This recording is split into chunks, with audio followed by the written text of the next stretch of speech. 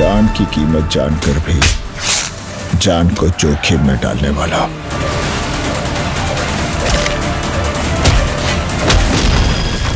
मैं जाट हूं। मैत्री मूवी मेकर्स और पीपल्स मीडिया फैक्ट्री द्वारा निर्मित और गोपीचंद मलिनेनी द्वारा निर्देशित जाट फिल्म स्टारिंग सनी देओल 10 अप्रैल को संपूर्ण भारत में रिलीज हुई। इस फिल्म की क्रिटिक्स ने भी और दर्शकों ने भी बहुत तारीफ की है और 2 हफ्तों में ये फिल्म तकरीबन 80 करोड़ के मार्क को टच कर चुकी है। 100 करोड़ के मार्क को टच करना अभी बाकी है। तो इसके अंदर सनी देओल और उनके 2.5 किलो के हाथ, जो कि एक लेजेंड है, उसके ऊपर ये बेस्ड है और सनी देओल आके फिल्म में बोलते हैं 2.5 किलो के हाथ की ताकत पूरा नॉर्थ देख चुका है, अब साउथ देखेगा। जय श्री राम की उद्घोष करते हुए गाने के साथ नायक की एंट्री होती है।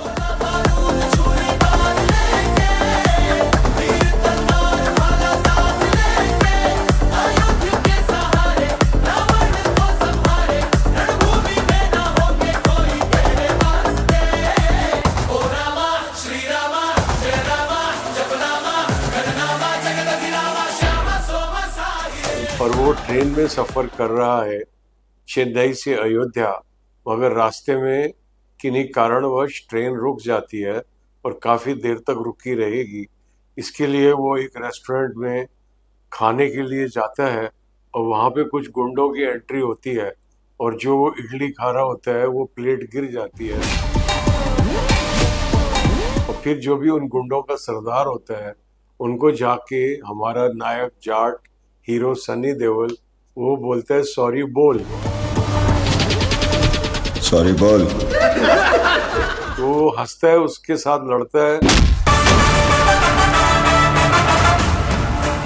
आ गया। उसकी जब बहुत पिटाई हो जाती है तो बोलेगा कि मेरा बॉस है राम सुब्बा रेड्डी।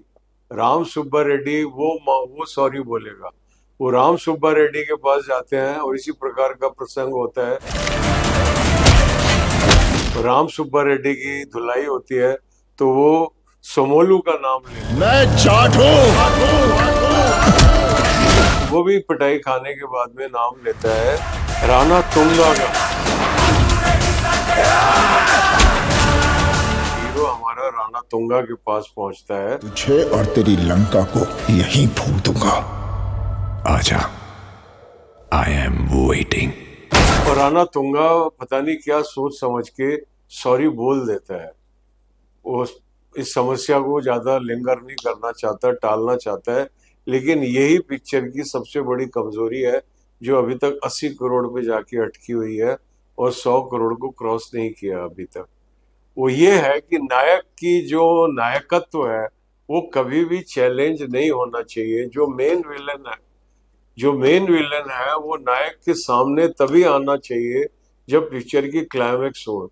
क्लाइमेक्स के पहले अगर जो विलन है वो हीरो के सामने आ गया और अगर हीरो पर वो हावी नहीं हुआ और हीरो उस पर हावी हो गया तो फिर सेकंड हाफ का कोई मतलब नहीं रह जाता। यही इस फिल्म के अंदर हो रहा है कि जितने भी आपके विलन हैं वो सारे के सारे फर्स्ट हाफ के अंदर मार खाते हुए चले जा रहे हैं। तो जब इंटरवल होता है तो तकरीबन कहानी समाप्त होगी, क्योंकि एक्शन पिक्चर कोई भी कहानी जो होती है किसी नायक की, एक्शन हीरो की, वो विलन के ऊपर हावी होने की कहानी होती है। और जब हीरो विलन पे हावी हो ही गया तो दर्शकों की इतनी ज्यादा रुचि नहीं रह जाती सेकंड हाफ के अंदर। ये नॉर्मल आइटम नहीं। इस समस्या के बावजूद भी फिल्म अच्छी खासी चल रही है और हमें इसका स्वागत करना चाहिए। सनी देओल 2.5 किलो का हाथ इज इफेक्टिव एज यूजुअल, लेकिन हर पिक्चर गदर 2 नहीं होने वाली। ये बात हमको भली भांति समझ लेनी चाहिए कि जब 25 हफ्ते की सिल्वर जुबली का जमाना था तो भी हर सक्सेसफुल पिक्चर 25 हफ्ते पूरे नहीं करती थी। ये जो आज हम लोगों ने ये यार्ड स्टिक बना दिया है कि until unless film crosses 100 crore mark that will not be considered a successful film, ये एक ऐसी चीज है जिसको हमको रिकंसिडर करना पड़ेगा। क्योंकि फ्री मार्केट इकोनॉमी के अंदर इकोनॉमी जो है अपने आप को ऑटो करेक्ट करती है। जो चीज इन्फ्लेट हो जाती है उसको वो डिफ्लेट करती है और सही जगह पर वो लेके आती है। तो जो फिल्मों की जो कॉस्ट ऑफ प्रोडक्शन इन्फ्लेट हो गई थी, जो स्टार प्राइसेस इन्फ्लेट हो गई थी, वो economy is correcting them. And I think we should accept 100 crore as a legitimate mark. अगर पिक्चर 100 करोड़ के आसपास पहुंच गई, it should be considered a successful film. 500 crore, 1000 crore, they are exceptions, they have always been exceptions. जब 1943 में किस्मत ने उस टाइम पे 1.5 करोड़ का बिजनेस किया था जो आज के 500 करोड़ के बराबर है, तब भी तो सारी फिल्मों ने उस हिसाब से बिजनेस नहीं किया था। और भी तो फिल्में थी जिन्होंने बिजनेस किया था, उन्होंने अपनी कॉस्ट ऑफ प्रोडक्शन कवर की थी।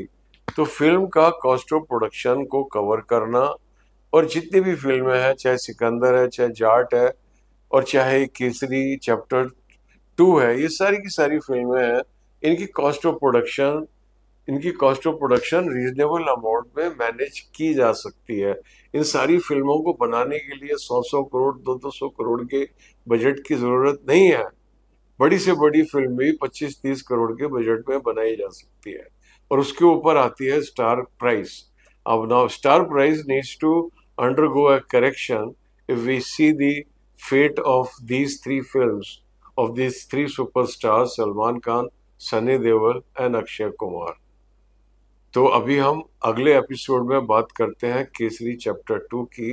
देखते रहिए सिनेमा।